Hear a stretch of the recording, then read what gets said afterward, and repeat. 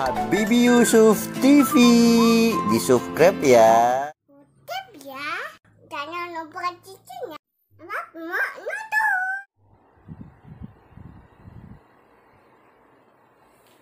Yo yo yo.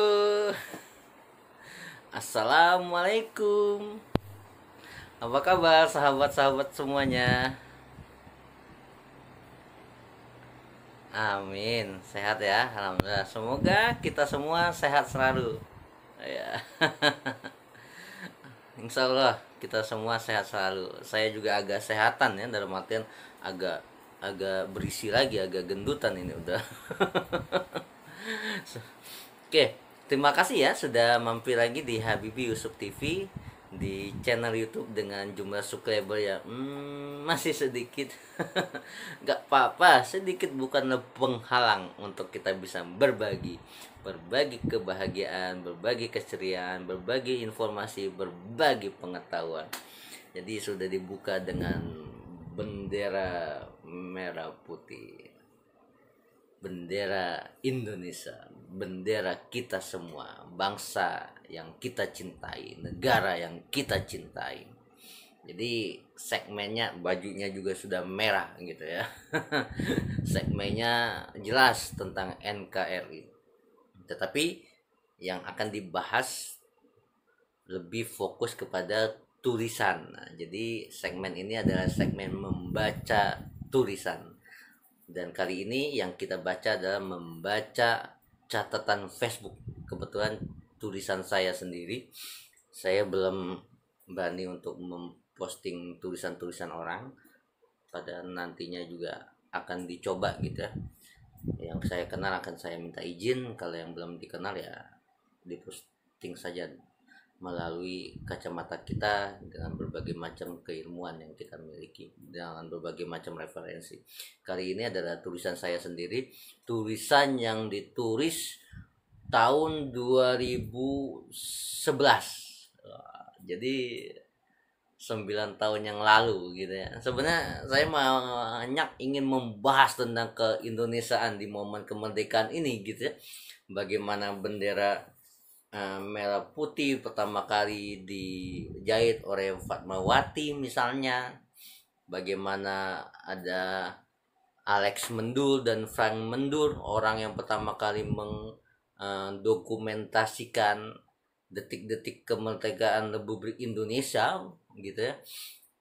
Sekarang kan setiap orang bisa mendokumentasikan, tapi zaman dulu tahun 45 kan sulit kan, bahkan baru dipublikasikan aja tahun 46 saat itu, Februari, sekitaran bulan Februari gitu. Jadi beberapa bulan kemudian gitu kan baru berani dipublikasikan. Itu seru ya, sampai mau dikejar Jepang, ditanam dulu roll filmnya ya, zaman dulu di tanah. Banyak yang bisa diceritakan nih tentang kemerdekaan RI. Waktu Soekarno ingin memproklamasikan, masih nunggu Muhammad Hatta. Ternyata Pak Hatta ini belum datang. Beberapa pemuda mendesak untuk segera, dan diproklamasikan jam 10 ya WIB. Kalau Wita berarti jam 11, kalau WIT berarti jam 12, jam 10 WIB. Tapi Pak Karno didesak, saya tidak mau membacakan, nunggu Pak Hatta ini datang. Banyak yang bisa diceritakan, tapi karena terbatas mungkin bisa kita diskusikan di segmen lainnya gitu ya. Ini fokus kepada membaca koran, membaca catatan Facebook. Membaca koran sudah di video lainnya gitu ya. Tapi nanti akan ada membaca koran yang lain. Sekarang membaca catatan buku, catatan Facebook, nanti akan ada catatan Facebook lainnya. Membaca buku juga ada nanti, insya Allah. Membaca jurnal juga ada, insya Allah. Nah, tulisan Facebook ini judulnya NKRI harga mati, bukan NKRI harga mati tanda tanya. Salah, kalau NKRI harga matinya tanda tanya, tetapi NKRI harga mati tanda seru. Berarti sudah harga mati tanda seru. Dan bukan NKRI harga mati dalam kacamata kacamata di mana kita mempertahankan kemerdekaan ini, mengisi kemerdekaan ini, mempertahankan dari pihak lain, dari negara asing gitu ya. Dulu memang ada agresi militer dan sebagainya. Justru sekarang rongrongan terhadap negara Kesatuan Republik Indonesia lebih banyak dari negara bangsa Indonesia itu sendiri gitu ya. Jadi NKRI harga mati dalam tulisan ini cenderung membahas kepada bagaimana ideologi dan falsafah Pancasila ini dirongrong dengan kelompok-kelompok tertentu yang ingin mendirikan di luar falsafah Pancasila, yang ingin mengganti ideologi Pancasila gitu ya. Bahkan ada sebagian yang mengatasnamakan agama gitu ya, dan sebagainya. Dan tulisan ini saya tulis 2011, berarti 9 tahun yang lalu. Video ini diposting 2020. Hari ini 75 tahun kemerdekaan Republik Indonesia. Video ini diposting tahun 2020. Tulisan saya itu tahun 2011, berarti 66 tahun saat kemerdekaan, setelah kemerdekaan Republik Indonesia 9 tahun yang lalu. Berarti usia 24 tahun. 24 tahun saya sudah punya pemikiran seperti ini, bagaimana cintanya nasionalisme terhadap Indonesia, dan melihat beberapa orang yang ingin merongrong ideologi Pancasila gitu ya. Jadi nilai nasionalisme saya tuangkan juga dalam tulisan. Maka tidak heran kalau tulisan saya ini ternyata saya sudah berpikir sedemikian rupa untuk mempertahankan Indonesia, sudah melihat ada orang-orang yang atas nama agama ingin mengganti ideologi Pancasila. Jadi saya rawan pemikiran-pemikiran mereka dengan pemikiran-pemikiran nasionalisme yang sesuai dengan jalurnya gitu ya, dimana Indonesia juga sebagai negara yang dimana agama-agama bisa mengekspresikan ritual ibadahnya gitu ya. Jadi kita tetap menjadi pokoknya seru tulisan ini. Kita langsung lihat saja ke tulisannya gitu ya. Yang ingin saya katakan, ternyata saya sudah menulis ini gitu ya 9 tahun yang lalu gitu ya, dengan berbagai macam gaya penulisannya. Maka tidak heran kalau sekarang saya masuk ke dalam Instruktur Nasional Moderasi Beragama gitu ya. Bagaimana menerapkan cara berpikir beragama yang tidak ekstrem kanan dan tidak ekstrem kiri, yang santun dan yang rahmatan lil alamin. Ternyata dari 9 tahun yang lalu saya sudah ada tulisan-tulisan pemikiran yang tidak atau membuat orang-orang yang ekstrem kanan ekstrem kiri ini supaya tidak terlalu tumbuh subur di Indonesia gitu. Jadi saya menyeimbangkan atau melawan mereka dengan tulisan-tulisan yang rahmatan lil alamin. Jadi kata Aristoteles, Anda menjadi apa tuh sebenarnya ketika Anda berurang-urang kali melakukan gitu, maka Anda menjadi sosok seperti itu gitu. Orang misalnya unggul di bidang tertentu ya, ngebalap gitu ya, jadi pembalap yang andal ya karena dia berkali-kali latihan membalap lomba dan akhirnya menjadi juara di balap. Jadi nggak seketika gitu. Jadi ya mungkin saja saya jadi Instruktur Nasional Moderasi Beragama juga tidak seketika juga, karena memang pemikiran-pemikiran saya yang cenderung rahmatan lil alamin, yang dimana Islam sebagai agama yang moderat, beragama, bersikap, cara pandang kita yang moderat, tidak ekstrem kanan dan tidak ekstrem kiri. Oke, kita langsung saja ke tulisan Facebook saya 9 tahun yang lalu. Silakan langsung, selamat menonton. Yo yo yo. Ya, kita sudah masuk ke dalam layarnya. Layar dari bacaan pada kali ini, pada segmen ini. Ini adalah tulisan Habibie Yusuf pada 17 Agustus 2011. 2011, sekarang sudah 2020. berarti 9 tahun yang lalu ya.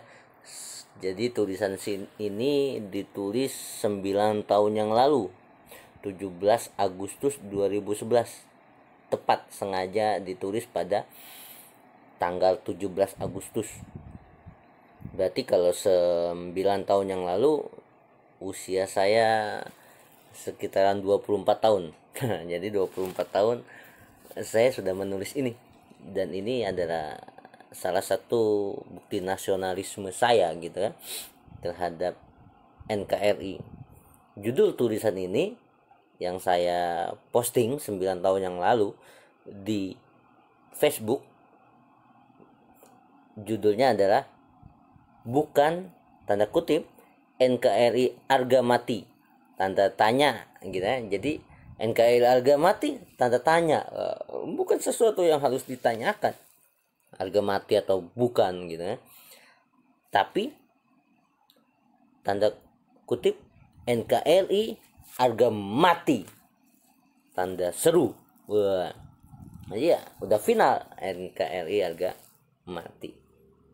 Oke, kita lanjut ke isi tulisannya. Refleksi 66 tahun kemerdekaan, berarti ya pas ya, tahun 2011 itu 66 tahun setelah kemerdekaan. Sekarang 2020 75 tahun kemerdekaan. Nah, refleksi 66 tahun kemerdekaan Indonesia yang bertepatan pula pada bulan suci Ramadan pada saat kemerdekaan. Jadi waktu kita merdeka 1945 itu bulan suci Ramadan, luar biasa. Dan perlu digarisbawahi lagi, waktu proklamasi kemerdekaan tanggal 17 itu hari Jumat ya. Di hari Ramadan, di hari Jumat, coba bayangkan.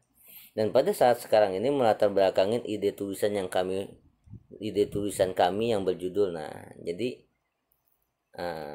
refleksi 66 tahun dan juga pertepatan bulan Ramadan kemerdekaan itu menjadi latar belakang kenapa saya menulis ini.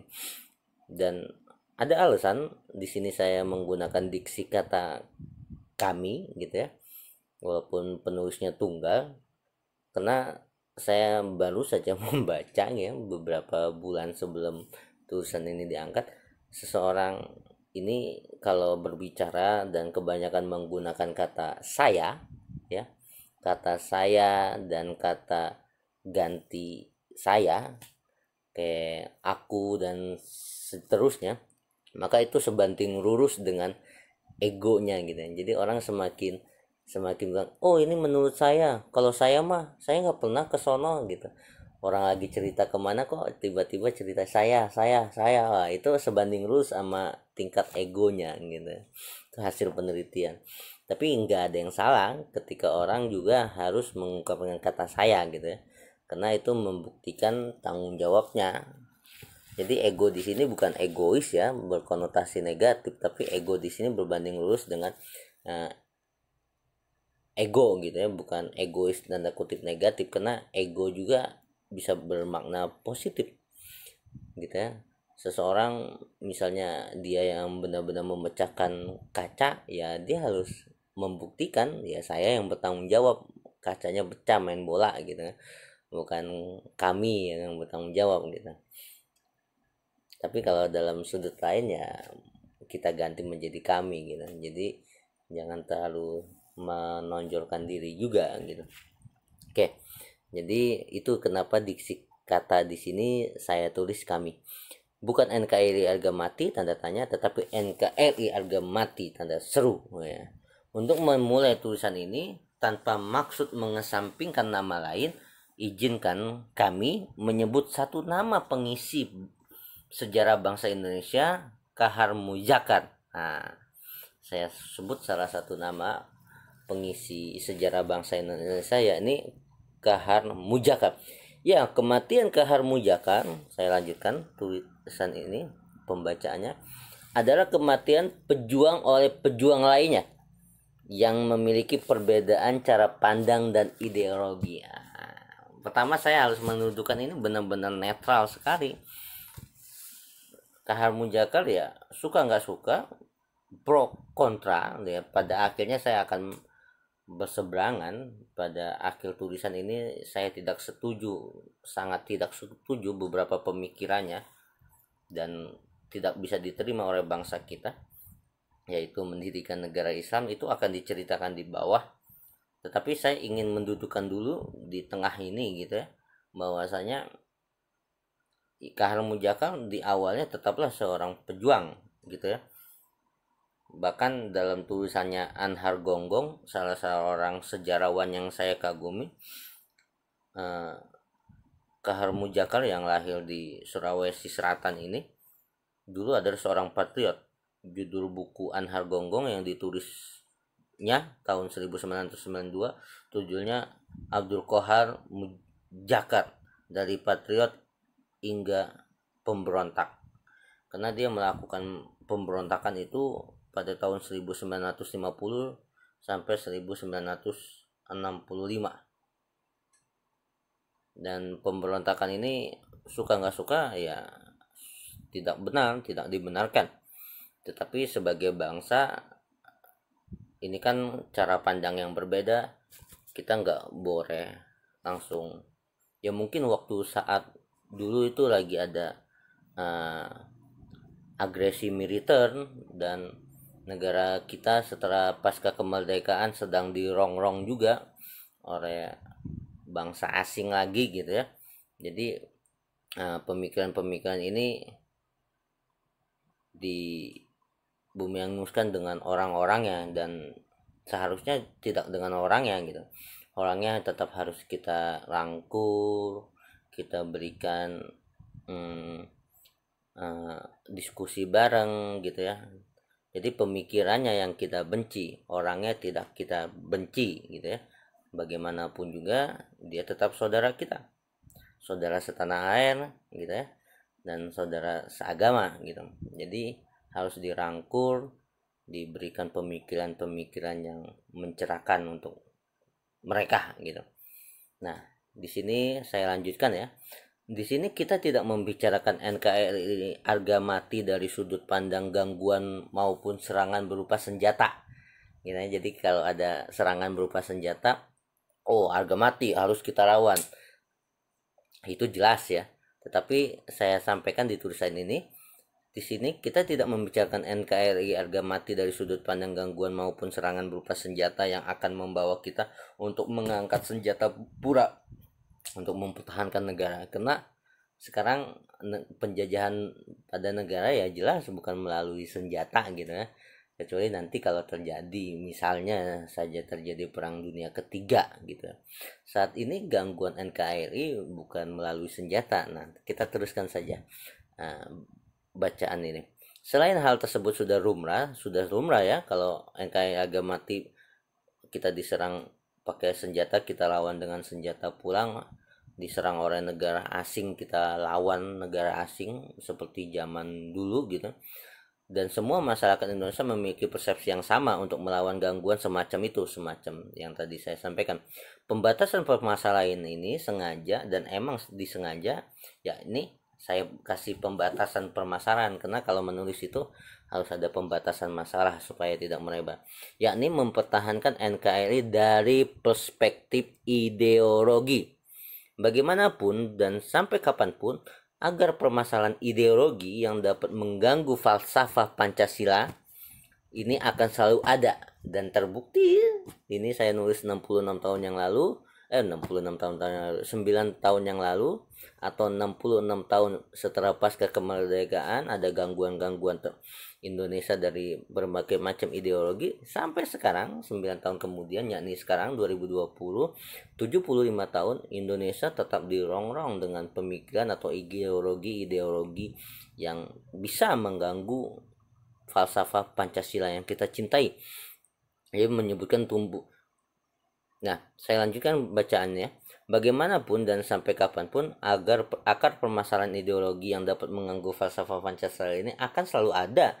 Bahkan sumber menyebutkan bisa tumbuh subur, dan memang tumbuh subur di negara ini. Bahkan lagi mereka sedang mengumpulkan kekuatan gitu ya. Jadi ya suka nggak suka beberapa pemikiran yang bertolak belakang dengan ideologi Pancasila. Kalau dalam Islam tuh ada ekstrem kanan dan ekstrem kiri juga yang bermasalah. Ini yang bisa bermasalah untuk merongrong falsafah Pancasila, karena bisa tumbuh subur di Indonesia karena Indonesia adalah negara demokrasi gitu. Orang bisa berkumpul ya, mengumpulkan kekuatan, berpendapat dan sebagainya.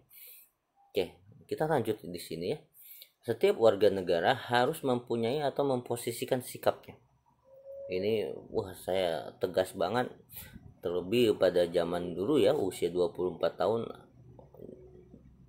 anak orang-orang jiwa-jiwa mudanya gitu ya. Jiwa-jiwa muda saya sebagai anak muda pada saat itu gitu ya. Ini semangat sekali untuk melawan orang-orang yang tidak suka dengan Pancasila gitu kan. Jika kalimat tersebut terlalu ekstrim didengar, maka kami mengubahnya menjadi setiap warga negara berhak mempunyai atau memposisikan sikapnya. Ini usia 24 tahun saya sudah menulis seperti ini. Ideologi keharmujakan saya sebutkan, dan Abu Bakar Basir yang ingin mendirikan negara Islam, kah sikap yang Anda akan ambil? Atau ideologi Pancasila yang didirikan oleh founding father Indonesia yang sampai sekarang telah teruji mempersatukan NKRI dalam keanekaragamannya, yang akan menjadi sikap Anda? Atau Anda hanya mencari aman saja dengan memposisikan sikap di tengah-tengah gitu ya? Dimanapun posisi Anda, itu adalah hak Anda. Jawaban yang cuek bebek pun sebuah sikap, itu hak Anda pula gitu, dan kita semua. Nah, terus saya lanjutkan, sampai sekarang ini kami tetap memposisikan dan selamanya jelas memposisikan sikap perlawanan dengan sikap pemikiran tindakan keharmujakan, berlawanan dari sikap pemikiran keharmujakan yang ingin mendirikan negara Islam gitu ya. Meski kami sangat menentang dan mempertahankan NKRI dengan cara apapun dari kawan-kawan seberang kami, bahasa saya kawan-kawan karena saya tidak mau memunculkan permusuhan lawan gitu ya, enggak, tetap kawan-kawan yang di seberang kami gitu ya, kawan tapi di seberang gitu, paham analogi ini, yang ingin menghancurkan ideologi dan falsafah Pancasila dengan topeng keagamaan. Namun tidak ada arah dari tulisan NKRI harga mati ini untuk agar terjadinya pertumbuhan darah seperti kematian keharmujakan tersebut. Kami hanya membuka forum untuk bisa kita diskusikan. Saya sekarangnya memikir, ya Allah, saya usia 24 tahun sudah sejauh ini berpikirnya gitu ya. Sangat sayang dan cinta terhadap Indonesia NKRI. Sangat fokus, konsen, tidak setuju dengan orang-orang yang ingin mendirikan negara Islam di Indonesia. Makanya sampai sekarang ternyata saya menjadi salah satu instruktur nasional moderasi beragama gitu, moderat, yang tengah-tengah, yang merangkum ekstrem kanan, ekstrem kiri, yang bisa memberikan wajah Islam yang santun dan sebagainya, yang rahmatan lil alamin gitu, yang cinta Indonesia, yang cinta NKRI. Tapi karena memang dari dulu pemikiran saya sudah seperti ini gitu. Kita lanjutkan ya. Meminjam kalimat dari Ibnu Sina, tanpa definisi kita tidak akan pernah bisa sampai pada konsep gitu. Dan agar epistemologi pembicaraan kita ini tepat guna, mari kita lihat definisi kata ideologi tersebut.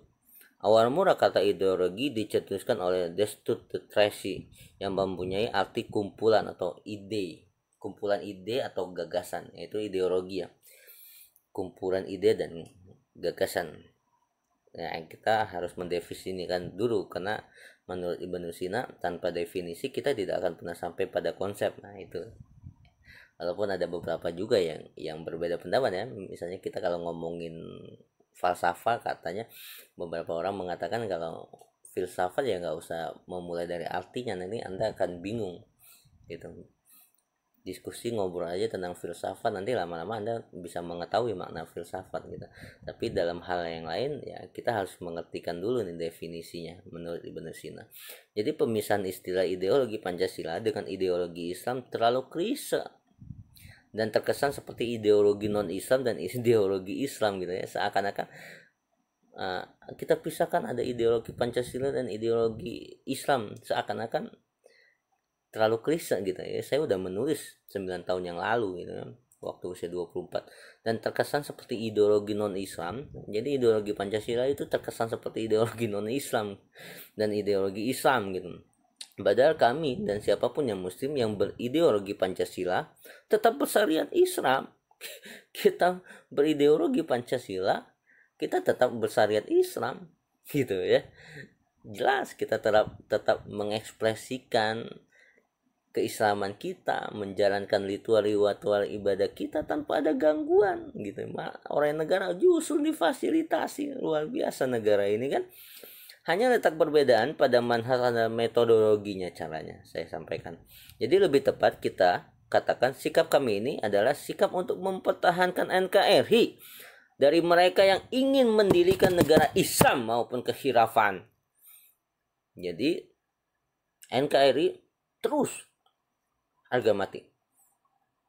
Tidak bisa Indonesia diganti dengan negara Islam dan kekhilafahan. Ya. Sudah jelas, NKRI harga mati. Ini akan dibahas terus. Agar argumen-argumen yang kami sampaikan ini tidak berdampak apologetik. Ya, apologetik itu seperti argumentasi yang hanya sekadar membela gitu. Itu apologetik ya. Semata untuk mempertahankan mindset kami, maka kami sajikan dengan cara mengkonfrontir mindset kami ini dengan mindset mereka yang berseberangan. Wah, jadi kita sudah masuk ke tahap berikutnya nih. Bukan sekedar argumentasi, bukan sekedar berapologetik, tetapi ada di sini ada konfrontir antara mindset kami yang ingin tetap selalu Indonesia menjadi ideologi kami, ideologi Pancasila, ideologi kita Indonesia, dengan mereka yang ada di seberang sana. Kami pernah memancing di depan mereka dengan mengatakan, bukankah mereka di sini adalah orang-orang yang ingin mendirikan negara Islam di Indonesia? Bukankah masyarakat negara kita ini heterogen dalam beberapa hal dan juga dalam keberagaman? Maka mereka pun menjawab, mereka ya yang ingin mendirikan negara Islam, justru Islam pada masa Nabi pun menghadapi hal serupa. Jadi kenapa negara Islam tidak kita berakukan menurut mereka? Kesempatan ini pun saya gunakan untuk mengklik balik jawaban tersebut dengan nah kawan, dalam Sirah Nabawi, dalam perjalanan Nabi ya, sejarah perjalanan Nabi Muhammad SAW, di mana ketiga baginda Nabi Muhammad SAW dan para sahabat muslimat pada saat itu dapat menguasai Yathrib ya. Jadi perjalanan Rasulullah ini kan ada pada momen berjaya gitu ya. Saat berjaya salah satunya Yathrib dikuasai, beliau tidak mendirikan negara Islam ya. Kalau beliau mendirikan negara Islam, maka Rasulullah akan mengubah Yathrib itu menjadi negara Islam gitu ya. Tapi yang beliau lakukan, yang Rasulullah SAW lakukan adalah mengubahnya atau mendirikan Madinatul Munawwarah. Yathrib diubah menjadi Madinatul Munawwarah gitu ya, yang di dalamnya terdapat berbagai macam penduduk dengan berbagai macam agama yang berbeda. Mereka semua dapat hidup dengan tenang dan tenang dan tentram di dalamnya. Sekali lagi, yang beliau dirikan adalah Madinatul Munawwarah, bukan negara Islam. Dan yang paling paham, saya tampakkan di sini, yang paling paham Al-Quran adalah Rasulullah SAW. Kalau memang Rasulullah disuruh untuk mendirikan negara Islam, maka Rasulullah akan mendirikan negara Islam. Tetapi Rasulullah mengubahnya menjadi Madinatul Munawwarah. Meski tidak mendirikan negara Islam, tetapi hidup di dalamnya nilai-nilai keislaman. Nah, itu yang terpenting. Hidup di dalamnya kita bisa mengekspresikan keislaman kita, keberagamaan kita. dan Rasulullah yang paling paham isi Al-Quran. Dan tujuan Rasul ingin liutamimul akhlak. Lanjut. Begitu juga kawan-kawan kita yang ngotot bin ngotot mendirikan kekhilafan, ya. Saya tetap menggunakan kata kawan di sini. Sudah saya jelaskan tadi ya, walaupun sangat berseberangan, kita nggak mau memunculkan jadi berantem dan sebagainya. Makanya kawan tetapi di seberang gitu ya. Ya tahu maknanya kawan tapi di seberang gitu. Yang ingin mendirikan negara Islam berkata, zaman kita sekarang ini sudah hancur, mereka bilang. Pancasila dengan Undang-Undang 45-nya sangat menyimpang, mereka bilang. Mari kita kembali ke sistem khilafah dan satu-satunya sistem yang benar, kata mereka. Nah, argumen mereka ini ya kami jawab dengan, bukankah banyak hal yang bobrok pura pada masa kekhilafahan gitu ya.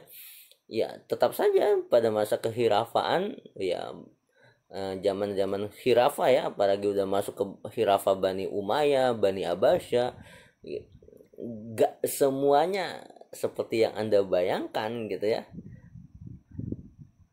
Ada kejadian-kejadian yang bobrok juga di masa-masa khilafah gitu ya. Dan juga ada pembunuhan ya, Ali saja itu kan dibunuh juga.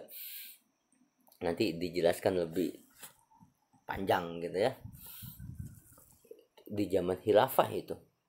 Nah, mereka jawab itu masalah oknumnya atau orang-orang yang, jadi ketika ada kebobrokan pada sistem kekhilafahan, mereka menjawab itu masalah oknumnya gitu.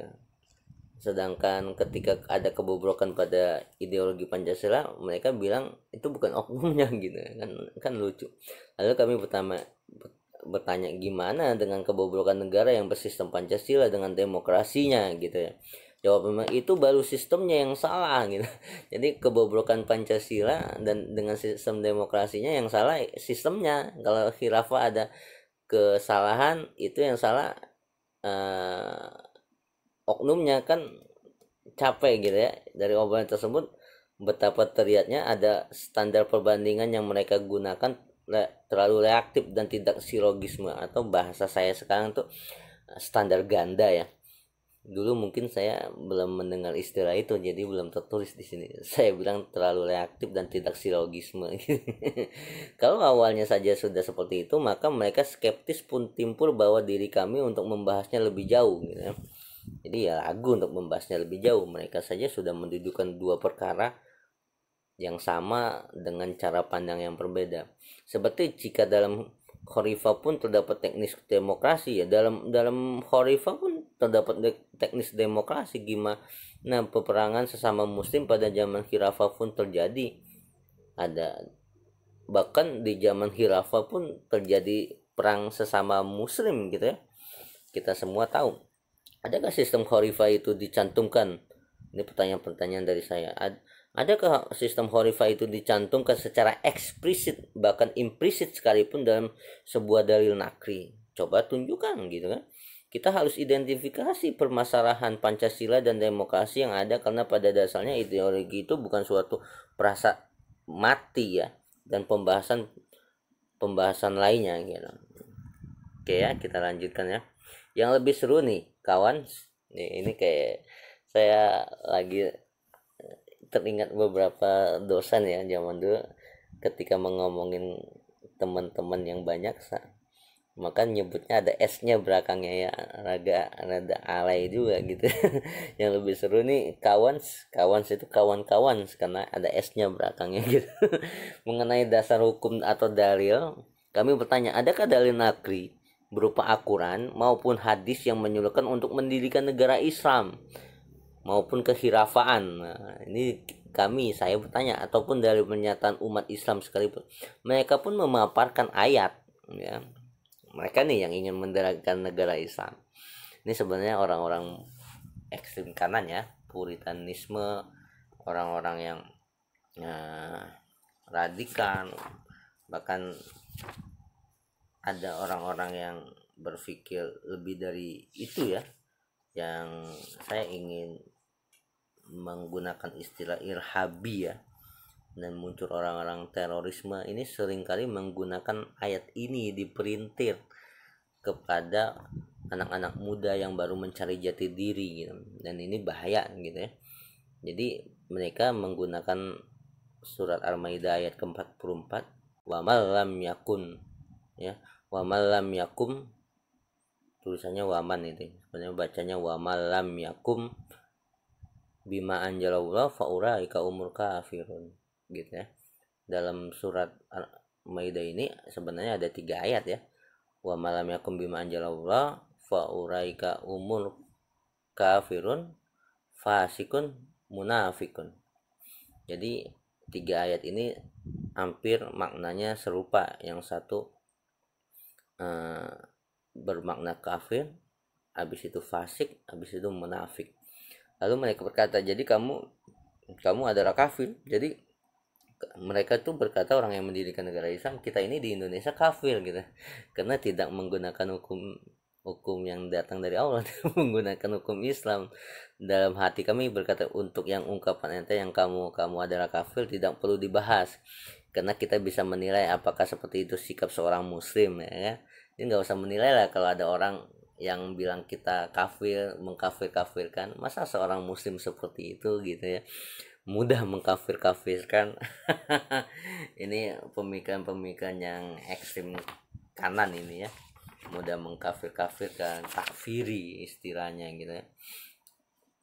Jadi begitu saja menjustif, memvonis kafir kepada muslim lainnya hanya karena bukan kelompok mereka. Jadi mereka merasa dirinya paling benar sendiri. Itu yang paling bahaya itu. Lalu kami berkata kepada mereka, untuk ayat tersebut terletak pada surat Al-Maidah ayat ke-44 yang memiliki barang siapa yang tidak berpendapat hukum ya, barang siapa yang tidak berpendapat hukum dengan apa yang diturunkan Allah, mereka adalah orang yang kafir. Di samping kita tidak bisa melihat ayat ini secara alfiah saja, kita juga dapat melihat asbabun nuzulnya ya. Ayat ini kami tidak ingin menginterpretasikan ayat ini sendiri, maka kami mengutip perkataan Kiai Haji Hasyim Mujadi. Ungkapan man di sini adalah barang siapa. Di sini maksudnya adalah orang, bukan institusi atau negara. Toh kita yang beragama Islam ya, kita yang beragama Islam di Indonesia bebas dapat mengekspresikan ritual ibadah kita gitu ya, mengekspresikan ritual ibadah kita. Terlebih kita punya kompilasi hukum Islam di Indonesia.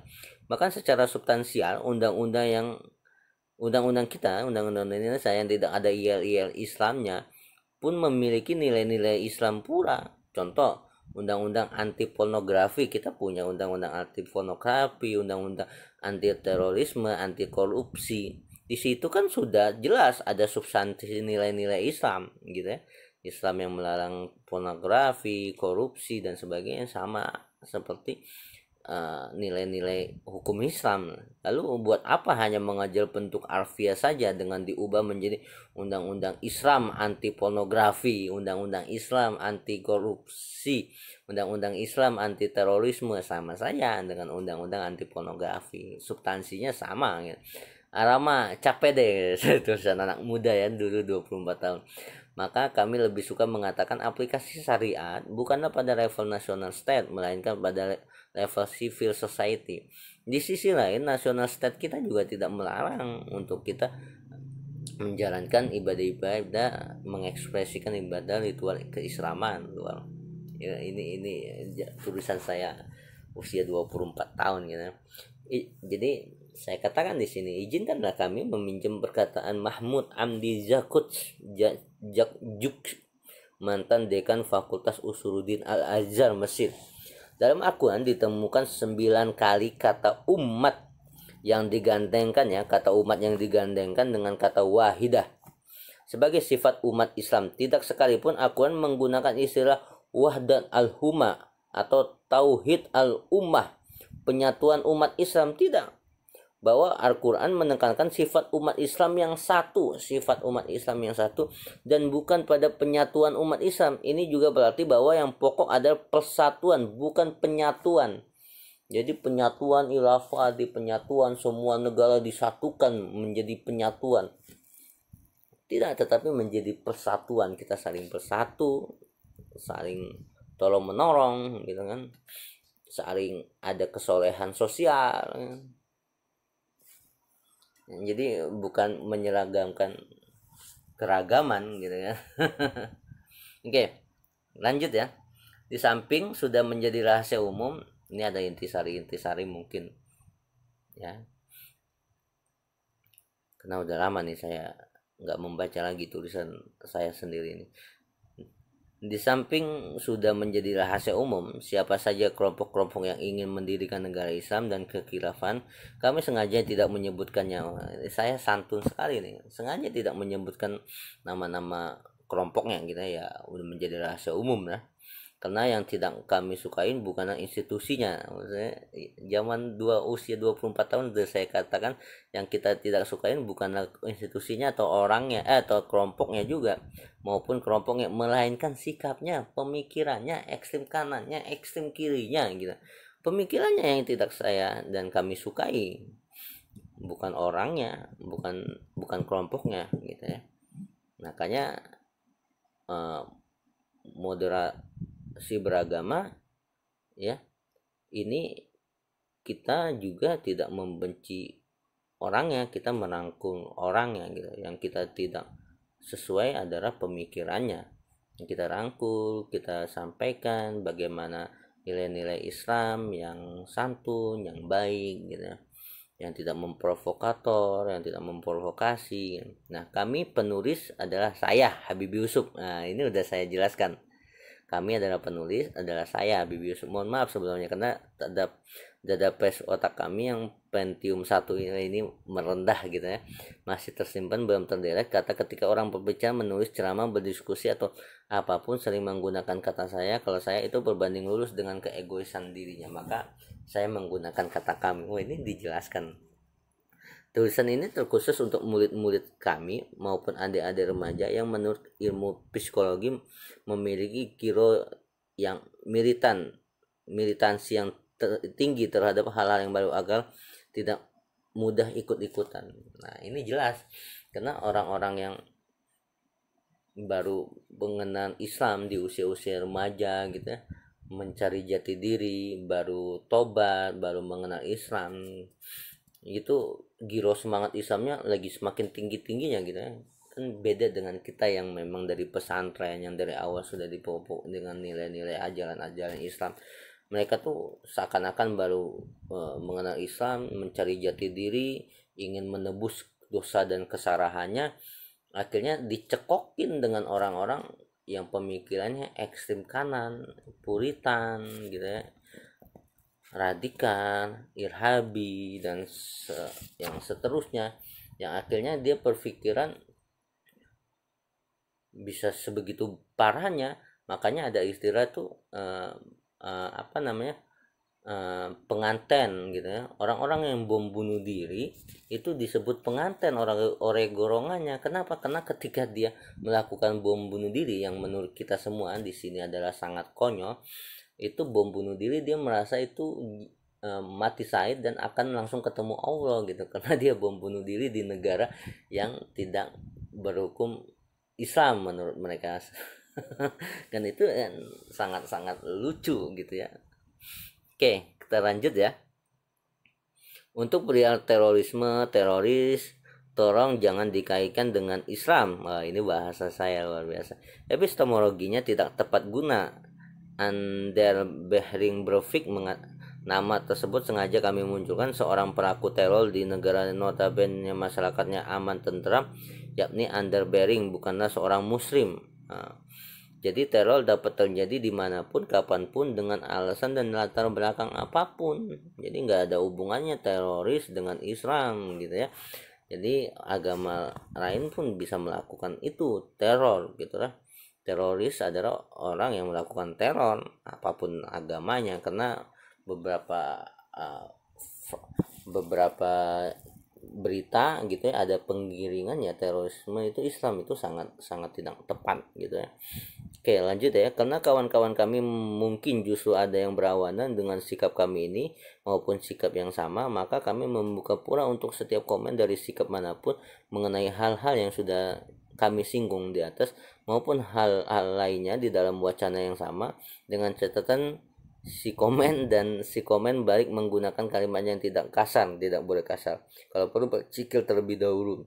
Jadi ini ada katakan berjikil terlebih dahulu ya. Maka wajar mungkin kalau ada mahasiswa yang pernah diskusi bareng sama saya, mahasiswa saya, setiap saya kuliah tuh sebelum buka dengan salam saya bercikil dulu. Jadi dari awal ini saya sudah punya konsep berpikir seperti itu. Jadi mohon maaf jika ada yang menggunakan kalimat-kalimat kasar atau di luar kode etik, kami berhak menghapusnya gitu. Karena kita diskusi secara santun di sini kan. Tahu aja sekarang saya menjadi instruktur nasional moderasi beragama, karena beragama yang moderat itu harus menampilkan wajah yang santun gitu ya. Terima kasih buat kawan-kawan yang telah membaca, semoga berkah dan bermanfaat buat kita semua. Sorry dan thanks. The last but not the least, terakhir tetapi bukan yang terakhir segalanya, saya katakan NKRI harga mati. Tanda seru bukan tanda tanya. Wah, ini ada foto saya gitu ya. Oh, ini masih muda sekali nih. Masih ya masih oke lah gitu ya. Beberapa teman ada yang mengatakan, wah ini keren banget because ini zaman dulu belum ada edit foto, dan saya lagi dietnya, lagi rajin olahraga. Teman saya ada yang bilang mirip artis gitu. Nggak penting ya, yang penting kita punya hati, bukan wajah. Hati yang baik, hati yang untuk Indonesia, hati untuk Islam gitu ya.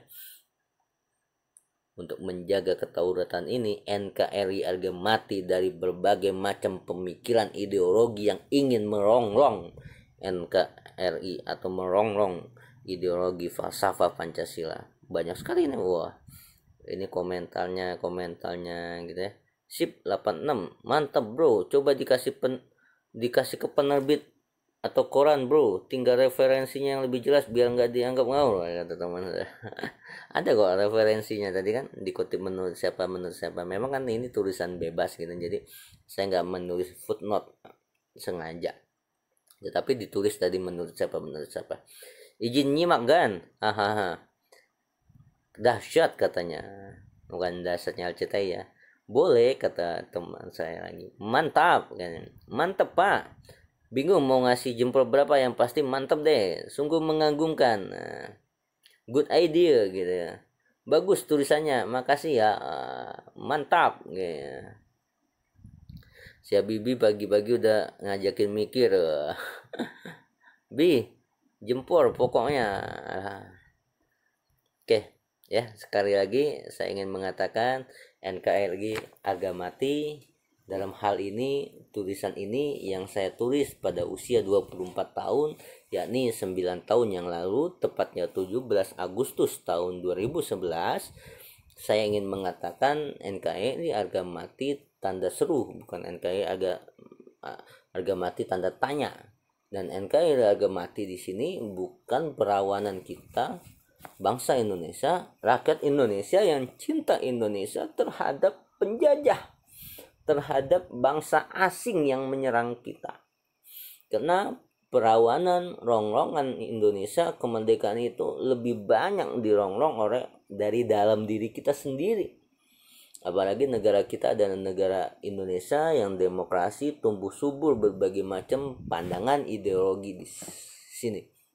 Jadi yang ingin saya katakan, kita melawan ideologi pemikiran-pemikiran yang tanda kutip mengatasnamakan agama-agama tertentu, termasuk mengatasnamakan agama Islam, untuk ingin menggantikan falsafah atau ideologi Pancasila.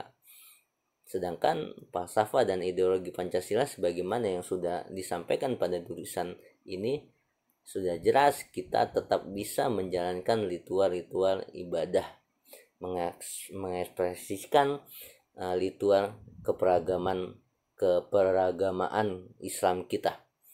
Jadi NKRI harga mati. Mari kita menampilkan wajah Islam menjadi wajah yang santun, wajah yang rahmatan lil alamin, Islam yang moderat, Islam yang tidak ekstrem ke kanan, tidak ekstrem ke kiri, tetapi kita bisa merangkul berbagai macam golongan, berbicara dari hati, gitu ya, tidak mudah mengkafir-kafirkan, memvonis, merasa diri yang paling benar dan sebagainya. Mari kita banyak lagi membaca buku dan berbagainya. Karena saya pernah datang ke teman saya, pas datang ke rumahnya cuman satu buku referensi saja yang dia baca. Jadi ya wajar kalau dia pemikirannya terlalu condong kepada satu kelompok tertentu, kadang kecenderungan ekstrim gitu. Jadi banyaklah baca buku dari berbagai macam bacaan.